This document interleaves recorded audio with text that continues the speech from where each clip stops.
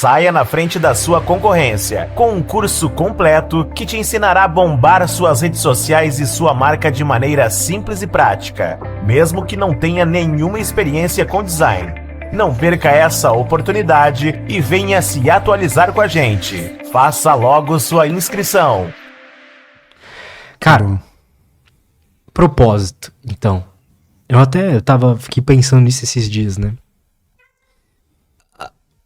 O Wesley tem uma frase que é: qual é o seu suco, né? E aí ele traz aquele experimento do macaquinho tomando suquinho de uva, algo que motiva o macaquinho. Então, assim, ele fala qual é o seu suco, né? Mas eu traduzo como propósito quando ele fala. E é algo que eu nunca parei pra buscar, eu nunca parei pra tentar realmente encontrar, entender. Como é que você vê essa questão?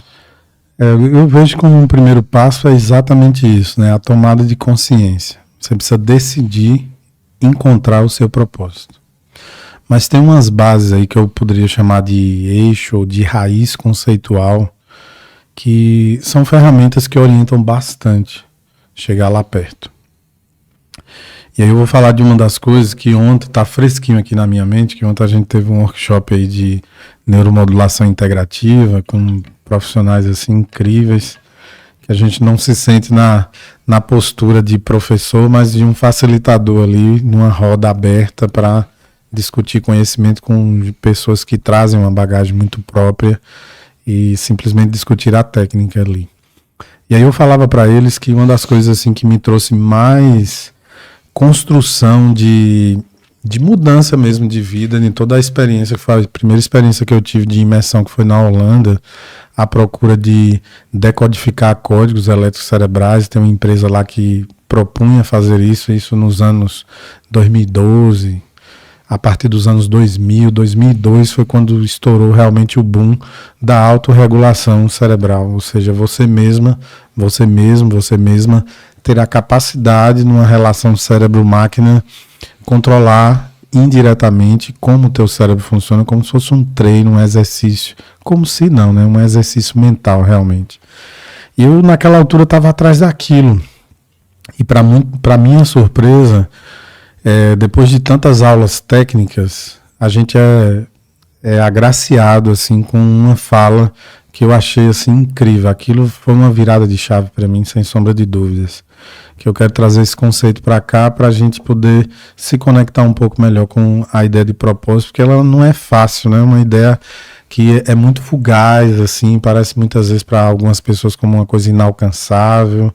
E a primeira sensação que todo mundo tem quando pensa no seu próprio propósito é que não sabe nem para onde vai, né? Estou perdido.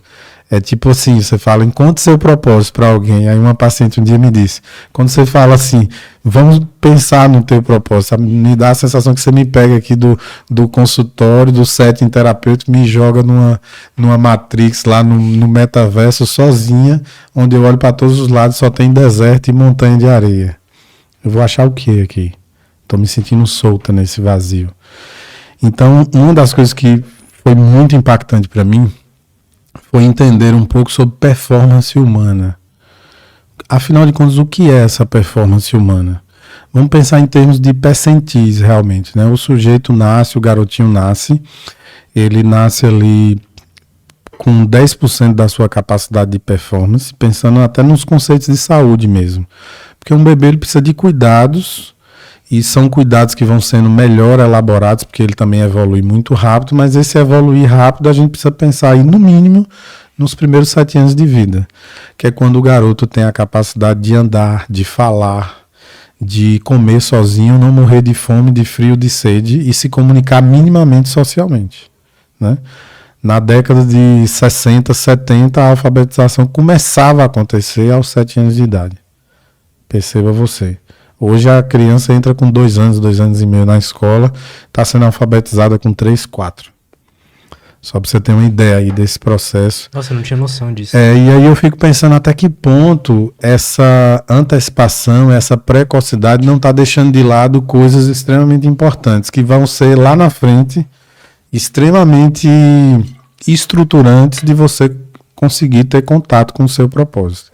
Mas vamos lá no nosso raciocínio. A criança nasce 10% da capacidade.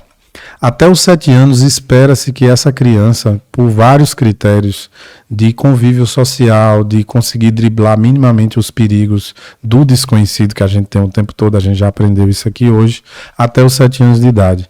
E lá nessa altura você bate 45% da sua performance. E o que é esse 45% afinal? 45%, Lutz, é a sensação da saúde plena. E o que é que isso traz de reflexão, afinal?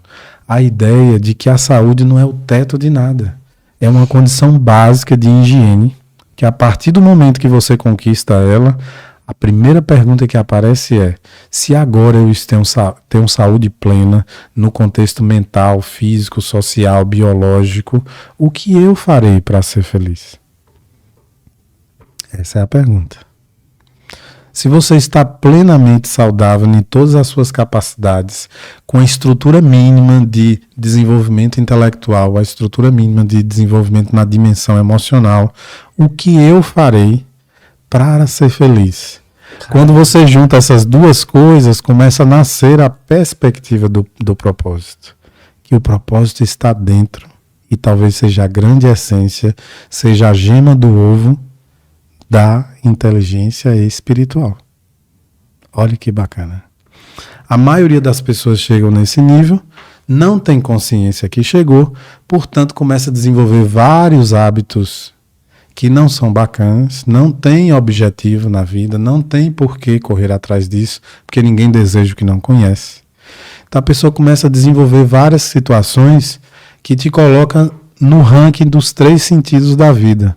O primeiro deles é o sentido mais positivo de todos, surpresa nenhuma. O segundo deles é o grande impacto de reflexão.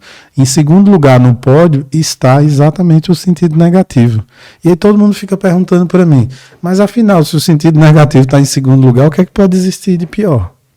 E o pior que existe. A ausência total de sentido na vida é a morada da depressão. Verdade. É o momento do desgaste. Se alguém começa a perceber o mal-estar no dia que você sacou que você não tinha energia para cozinhar e ao menos energia para descer para pegar o iFood, naquele dia tu saiu da ausência total de sentido e foi para o sentido negativo. Foi um marcador, você começou a sentir. Então no dia que você estiver choroso, você aí em casa estiver vivenciando as tuas emoções negativas, como socialmente a gente fala, que eu tenho uma interpretação diferente a respeito disso, porque emoção é emoção, não pode ser qualificada como negativa e positiva. Porque tudo depende do ponto de vista do observador. Ninguém se mobiliza com sensações e emoções consideradas boas, que te dá plenitude. Ninguém se mobiliza para sair do sofá com sensação de paz. Você quer contemplar.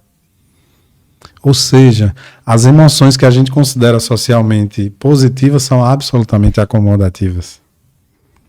É o cara da barriga de trigo lá tomando cerveja todo dia.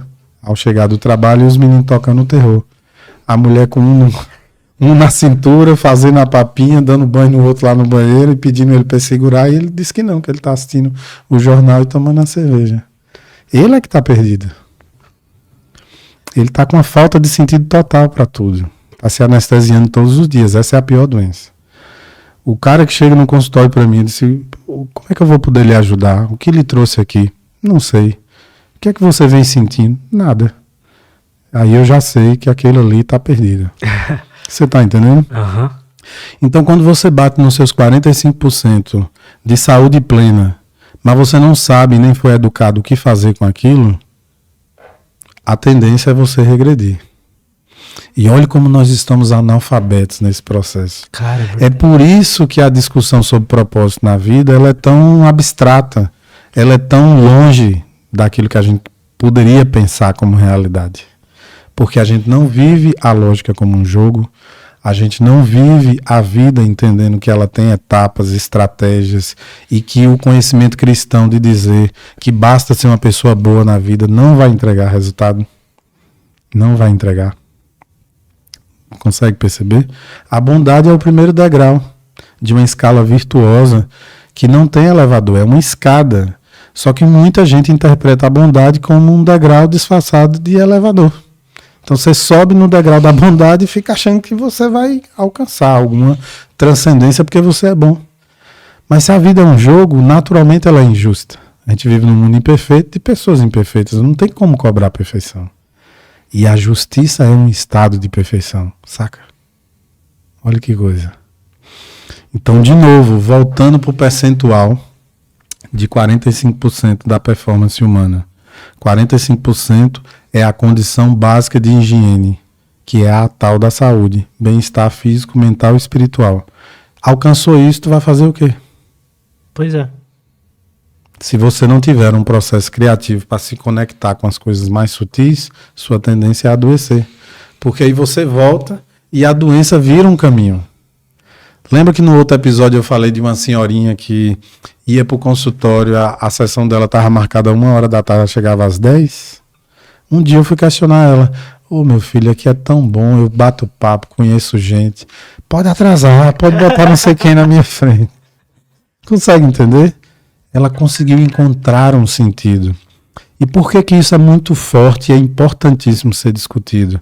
Porque a doença pode ser um caminho, mas você não pode viciar no benefício imediato que a doença traz e nos ganhos secundários, porque você fica empacado no segundo lugar do pódio, que é aproveitar os benefícios do sentido negativo da vida.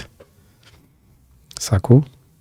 Então, o fato de ter saído da ausência total de sentido e se acomodar no sentido negativo é uma zona de conforto, que de confortável não tem nada, é só um lugar familiar. E por ser familiar, você fica. Eis que tem um sujeito morando nas ruas, trabalhava no mercado financeiro, faliu, perdeu tudo, teve que ir para a rua. E encontra um cachorro, começa a domesticar aquele cachorro, ficar com o cachorro, virou o companheiro dele. Mas nos dias de frustração, antes de dormir, ele dava uma surra no cachorro. Eis que nas marquises dos prédios tinha uma vigilância e o pessoal começou a se incomodar com aquilo, estava gravando.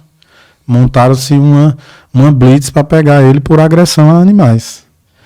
Pegou em flagrante e agora para levar o cachorro? O cachorro só foi no colo do dono algemado, que tinha acabado de agredi-lo. Ou seja, era a zona de conforto dele. Confortável? Não era, toda noite ele apanhava, mas era o único lugar familiar que ele conhecia.